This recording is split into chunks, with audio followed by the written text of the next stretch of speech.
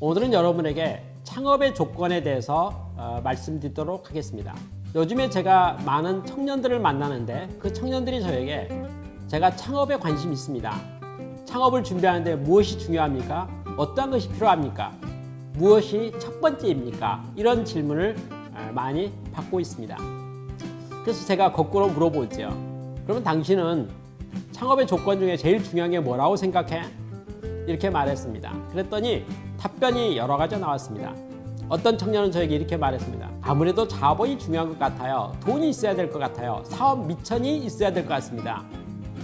벤처 캐피탈을 만나든지 투자 자금이든지 어떤 돈을 만들어야 될 것 같은데 돈을 어떻게 만들어야 될지 제가 가진 것이 없으니 고민입니다. 이렇게 돈에 대한 이야기, 자금에 대한과 자본에 대한 이야기를 하는 경우도 있습니다. 어떤 사람은 사람에 대한 이야기를 했습니다.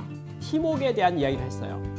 사람은 모든 걸 다 잘할 수 없기 때문에 제가 기술력과 아이디어는 있지만 저는 영업력이 약하거든요. 영업을 잘할 수 있는 파트너가 있으면 좋을 것 같습니다. 저는 생산을 잘할 수 있을 것 같아요. 누가 저를 도와서 판매를 담당해 줬으면 좋겠습니다. 저 혼자서는 미흡하지만 사람이 필요합니다. 사람만 있다면 사업을 잘할 수 있을 것 같습니다. 이렇게 말하기도 했습니다. 부터 시작해서 여러 가지 많은 기술에 대한 이야기부터 시작해서 많은 조건들을 다양하게 말하는 것을 보게 되었습니다. 저는 그러한 이야기를 드리면서 과연 창업을 하는 데서 가장 중요한 게 무엇일까? 돈이 중요하나? 기술이 중요하나? 사람이 중요하나? 어떤 것이 첫 번째인가? 라는 생각을 하게 되었습니다. 여러분 우리나라의 경영자 중에서요. 큰 기업을 이루어낸 경영자 중에서 가장 대표적인 분을 한번 생각해 봅시다. 누구를 생각해 볼까요? 예를 들면 삼성그룹을 창업하고 만든 이병철 회장 아니면 현대그룹을 창업한 정주영 회장 이런 분들을 생각해 볼 수 있겠죠. 여러분 케이스 스타디 한번 해볼까요? 정주영 회장님은 돈이 있어서 사업했습니까? 제가 자선을 읽어보았더니요. 그렇지 않은 것 같습니다. 노동으로부터 시작했던 것을 볼 수 있었습니다. 정주영 회장 주변에 사람이 많았습니까? 인재가 많았습니까? 그리고 본인이 부족한 부분을 도와줄 수 있는 좋은 사업의 파트너를 만난 사업을 잘했습니까? 그것도 아닌 것 같아요. 그러면 정주영 회장은 기술이 있었습니까? 어떤 기술이 있었습니까? 어디서 그런 기술을 배웠습니까? 그것도 살펴보니까 아닌 것 같아요. 그러면 우리가 첫 번째 질문 다시 돌아가 볼까요? 사업을 창업하는 데 있어서 갖춰야 될 조건들은 어떤 것이 있습니까? 내가 왜 창업을 하는데 무엇이 부족해서 창업을 못하고 또 약점을 가지고 있습니까? 사람입니까? 자금입니까? 기술입니까? 어떤 것들입니까? 여러 가지 생각해 볼 수 있잖아요. 그러면 정주영 회장은 대한민국의 큰 대기업을 이루었는데 창업을 했는데 그럼 정주영 회장은 어떤 걸 가지고 있었기 때문에 사업을 성공할 수가 있었습니까? 지금 말씀드렸던 내용들이 아니잖아요. 저는 그래서 여러분에게 이렇게 말하고 싶습니다. 도전의식입니다. 긍정적인 사고방식입니다. 미래에 대한 도전이죠. 방법은 많습니다. 아이디어는 많습니다. 핑계를 대려고 하면 변명할 수 있는 건은 더 100가지가 나올 수 있겠지만 하려고 마음을 먹으면 될 수 있는 방법도 매우 많습니다. 이 일을 어떻게 되게 할 것인가? 이렇게 하면 되겠다. 그것을 어려운 전문용어로 전략이라고 합니다.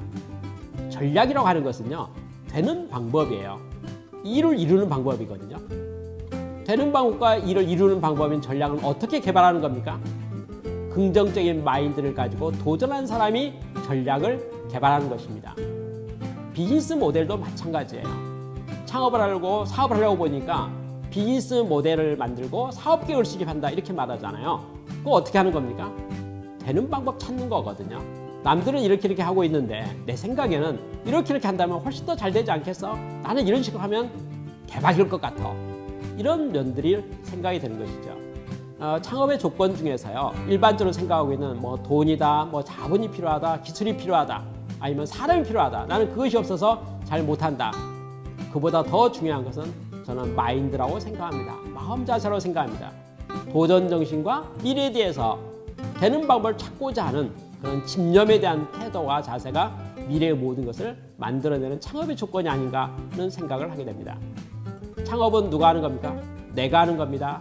그리고 나의 의지가 하는 겁니다. 나의 태도가 하는 것입니다. 그것을 특별히 관심을 가지고 봤으면 좋겠습니다. 저는 청년들에게 창업에 적극적으로 도전할 것을 특별히 권하고 싶습니다. 밖을 보지 말고요.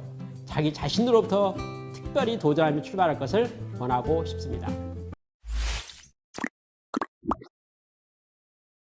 저는 컨설팅하는 과정 속에서 많은 직장인들을 만나게 됩니다. 보통 컨설팅 계약을 하게 되면 1년 또는 2년 또는 3년 정도 계약하는 경우가 일반적으로 많이 있습니다. 그런데 어떤 회사하고는 저하고 특별한 인연이 있어서 그런지 또 관계가 좋아서 그런지 모르겠지만은 장기간으로 예를 들어서 10년, 20년 정도 꾸준하고 지속적으로 컨설팅 업무를 하게 되는 그런 고객과 회사도 만나게 됩니다. 오랫동안 그 회사에 방문하고 또 관계를 맺다 보니까 그 회사의 간부들과도 매우 친해지는 경우도 많고 또 사적인 대화도 많이 하는 경우가 많습니다. 그러한 과정 속에서 저는 하나의 질문을 받게 됩니다.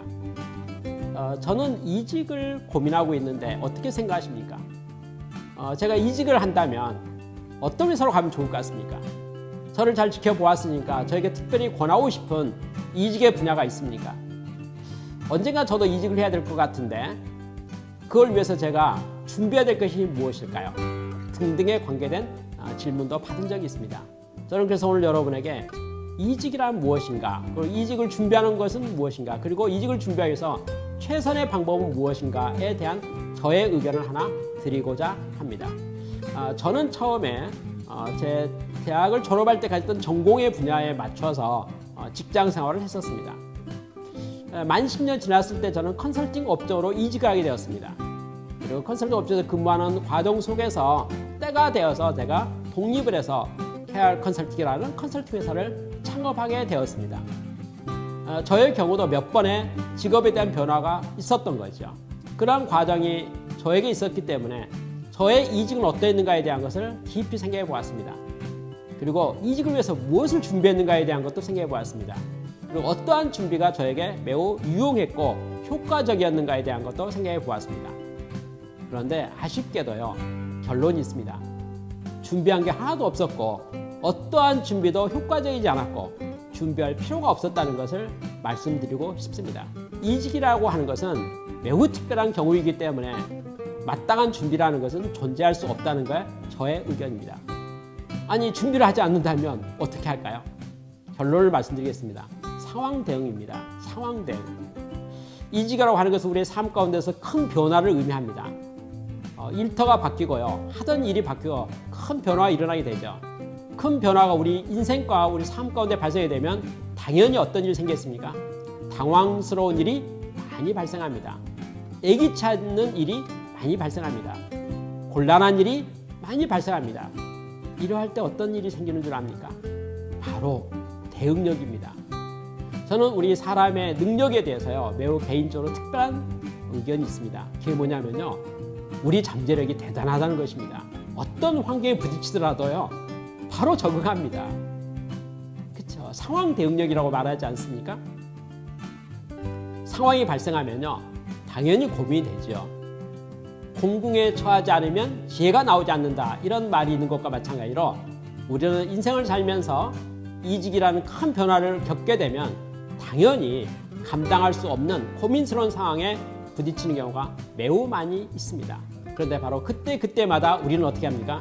바로 아이디어를 내고요. 또 방법을 찾게 되고요.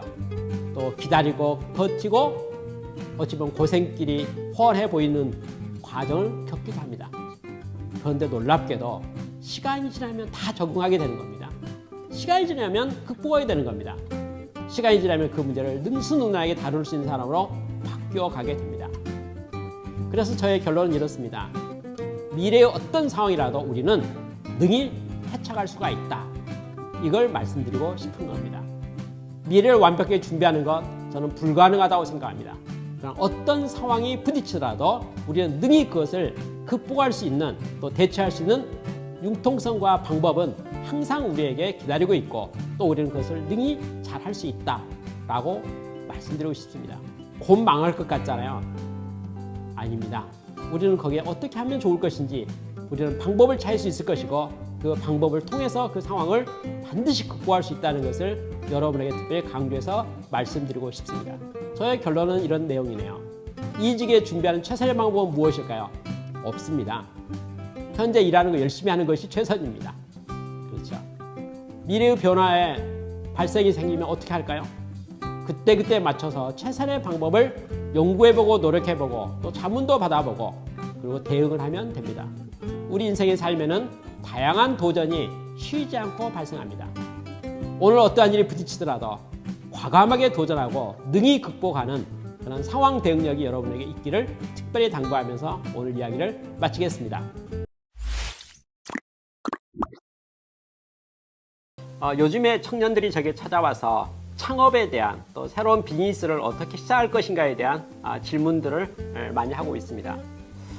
저는 그들에게 권하는 일반적인 답으로 이렇게 말합니다. 재미가 있는 것, 또 본인이 하고 싶은 것, 또 본인이 하면 잘할 수 있는 것, 그쪽을 선택해서 집중했으면 좋겠다, 이렇게 이야기를 하고 있는 중입니다. 얼마 전에 어떤 사람을 만나서 창업한 이야기를 들어보았습니다.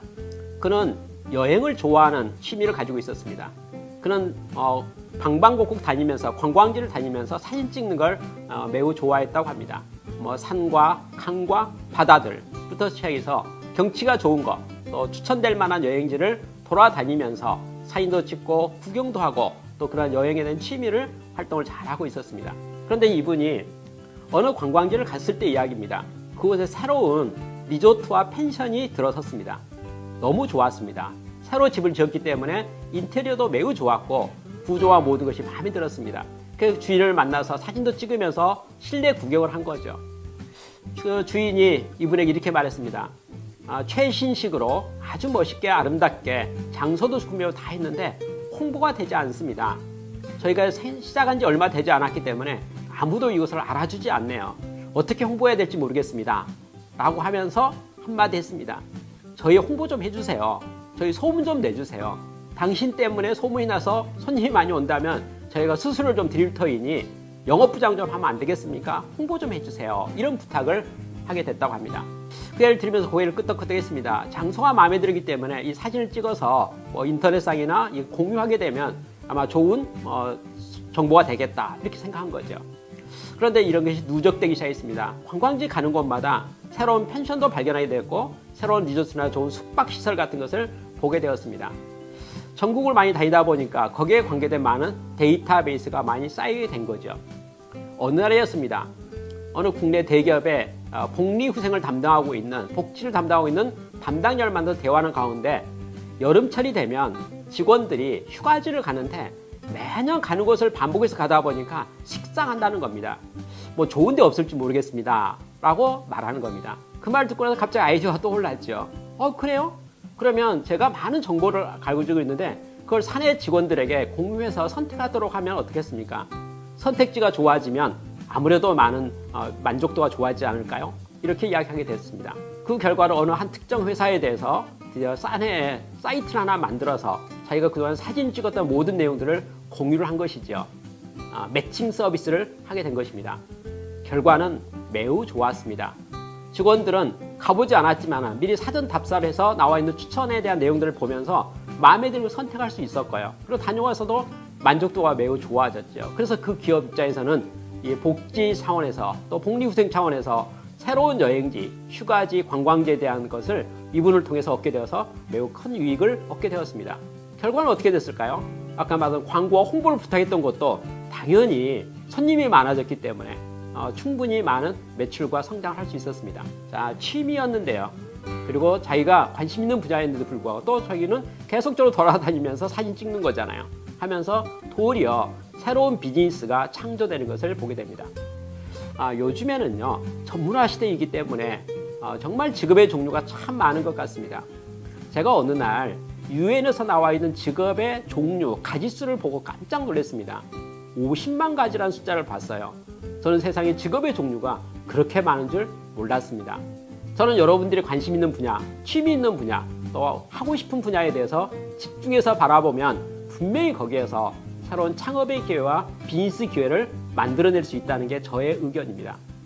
여러분 괜히 다른 거 시키는 일이랄지 하고 싶지 않는데도 불구하고 억지로 할 수밖에 없는 일에 집중하지 마시고 여러분이 하고 싶은 분야, 취미 분야, 또 관심 있는 분야에 집중해서 정보를 수집해오고 살펴보면 그에서 중요한 비즈니스의 또 창업의 새로운 기회들을 발굴할 수 있고 또 연결할 수 있을 거라고 생각합니다.